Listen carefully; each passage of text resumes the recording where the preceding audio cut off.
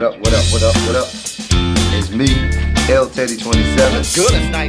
Right about the hood. Oh, dear God, I'm already eating and drinking. Look a damn mess, just a damn mess. No means no, and yes means no.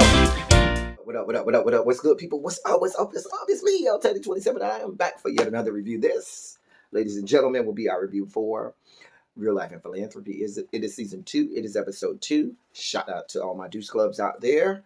It is entitled 7 Gays and 1 Hot Trainer. Now listen.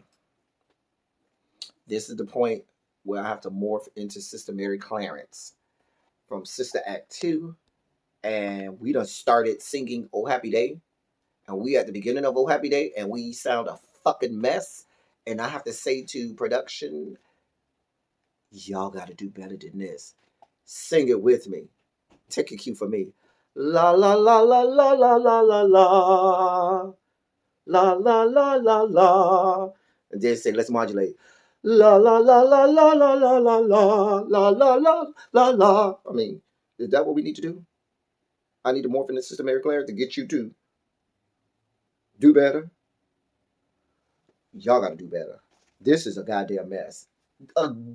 If I am a cast member, I am sending all kinds of scathing emails, DMs, Morse code, homing carrier pigeons, text messages, voicemails. Baby, I am going in and letting have, because this is not what I signed up for. This is not what I thought that y'all was going to put out there for public consumption, because it is unwatchable. Now, I understand that y'all have a good portion of the cast that I am learning is from Alabama. I just found out one of the cast members lives there, which don't make a goddamn sense in the world. A show based out of Atlanta, but you got a cast member that lives all the way in a whole nother state. But that's a whole other story. And maybe if only people in Alabama was watching this, maybe they would think this was a great show. Maybe down to the Alabamas of the world, they think that what y'all putting out there is everything, honey. But for the rest of us across the fruited plains from sea to shining sea, this is a goddamn mess. It is unwatchable. Let me get through this real fast because I can't. See, the way I'm set up, I just can't. Here's another tip. Production. From here on out, if you're not going to have at least 2 cast members in any scene, don't put that shit on. If you don't have, maybe you have 2 A cast members or 2 B cast members or an A cast member with a B cast member. Something like that. But what you cannot have is a cast member with some random person that's not a part of the show, not on the show, not affiliated with the show, and put a whole long drawn out ass scene on, because it's not adding to the show. It's not adding to any plot lines, any narratives, any storylines. It's not adding to anything. And we're like, why are we here? What is happening? It's not good watching. The first 2 scenes of this episode should not have been there. Those are minutes of my life I can never get back. We should never have seen those first 2 scenes. That for Kwanzaa, with that first scene with Kwanzaa. Did you wake up that morning and forget that your ass was going to be on camera? Did you roll your ass out the house like that? You're the only woman on this show. Bitch, you're supposed to be snatched every time you walk out the house and get on camera. You're the only woman on the show. Rather, you don't look snatched. You look like a bitch snatched you up and drug you up and down the muck and miry clay of Alabama. You look a goddamn mess. And I'm only giving you a pass right now, Kwanzaa, because you're the only female on this cast. Because normally I would be dragging you with reckless abandon on this review. But you getting this one pass. Just because you're the only, I'm going to give you this one pass. Because, baby, if I see you in another episode looking the fuck like you did this episode, I'm going to drag you. It's going to happen. But I'm going to give you this pass because you look a fucking mess. And I don't even understand the point of this scene, because all you did was come on screen, get on speakerphone with somebody who told you, oh, I'm going to be late to my appointment. I don't care. What was the point of all of this? Oh, that's the real life part that I'm supposed to care about her and some late appointment. What? Then we had Roshan with his BFF JoJo, who flew in from Fort Lauderdale to Atlanta. Another unnecessary scene. Why are we what? And then Roshan in the confessionals was going on and on and on and on and on about I don't know these people, I don't know these people, I don't know these people, I don't know these people. Okay, but you can't break the fourth wall like that, Roshan. You're on a reality show, and the basis of the reality show is the interactions between the cast members. And so people watching it want to know that there is some type of connection or relationship between cast members so that when there is drama or if there is infighting and stuff like that, it does seem genuine and real and not just made up or trumped up just for the sake of the show. A mess. A mess. I mean, he said the only person he know on the show is Malik. Mind you, Kwanzaa and Jamie were on last season with him. Didn't Jamie go out of town with you when y'all went to New Orleans?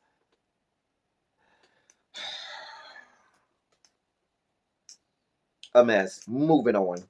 Malik is at the studio, and baby Malik, I love you down, but mama, doll baby, boo boo, boo boo, boo boo.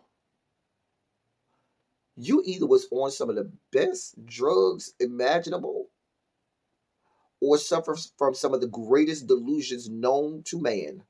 To think that you are about to put out somebody's album, you can't sing, you can't rap, you ain't doing spoken word because your skills, in the department of orating, leave much to be desired.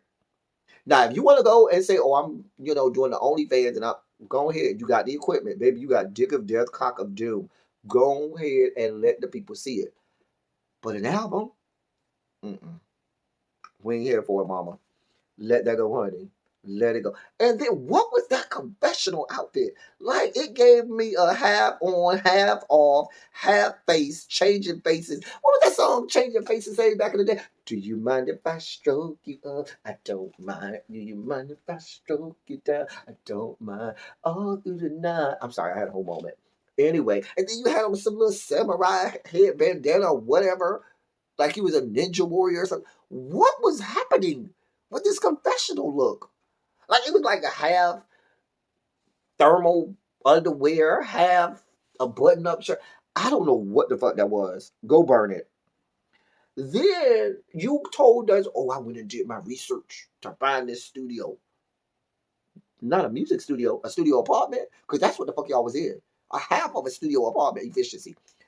Because you had big ass Bryson, you, and then the engineer over there chomping down on M&Ms or Skittles or Mike and Ike's or whatever the fuck he was eating over there, all in the same room. There was no booth. They didn't even try to fake it with the little, you know how people snatch the little foam out of the cushions of their couch and staple it to the wall to try to have some acoustical treatment for their sound booth, or the little cutouts of the egg carton or whatever, and they put them all over. They have nothing. The bitch had a piece of contact paper on the side of the wall and a mic, and they all in the same room together. That's not a music. He had a little a soundboard that was this big. Girl, what is that happening? I can't. And Bryson is over there laying it on thick. Now Bryson gives me that he can sing down. Mama look, the big girls can sing, and Mama look like she can sing down, lady. But he over there just a lying and laying it on thick. Oh yeah, that sounds good. It's gonna be great, girl. Go ahead, bob your head with it. You got this, Bryson. Girl, if you don't stop playing, you girl, moving on. We get to this good part where Jamie invited the girls to come and work out and train. And we had the same thing last season. Season 1, I think it was episode 2 of season 1, when he was out to the park and training. So people started to show up. Kwanzaa came first looking a damn mess. But she had on workout clothes, so I'm going to forgive her for that. Darion came. We were introduced to, we really wasn't introduced to Darion. He was like, okay, here comes some new girl who got on a half shirt with her stomach out. We had Rudolph, not the red-nosed reindeer, but Rudolph, who was we don't know who he is, but he said, "Oh, I'm here. Hey, I'm Rudolph," and we didn't even get a real introduction. He was there. Jamie came.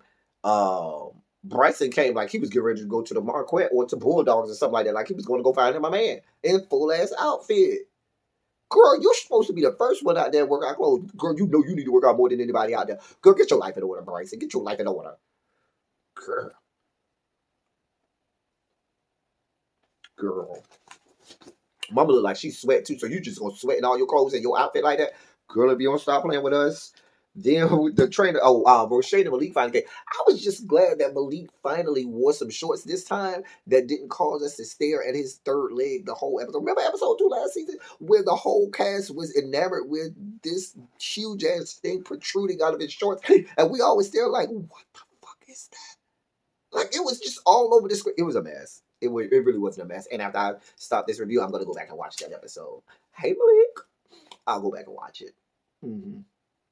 Anyway, trainer came. His name is Derek Williams, I think, and they went on and on and on about how cute he was. He was all right. He really wasn't my type. He's not ugly at all. He's not ugly, but he's just not my type. It's just not my cup of tea. But anyway, moving on. After that, Malik announces a lemon squeeze. For what? Y'all don't know each other. Roshan keep telling us, y'all don't know each other. What are you squeezing? According to Kwanzaa, all you squeezing out is pee. And Kwanzaa, side note, if you ever part your goddamn dick suckers to say anything about you urinating, pissing, or peeing, we're going to have to snatch your vocal cords out so that you can never speak again. Because we don't want to know anything about you peeing. We want to know nothing about bodily fluids exiting your body.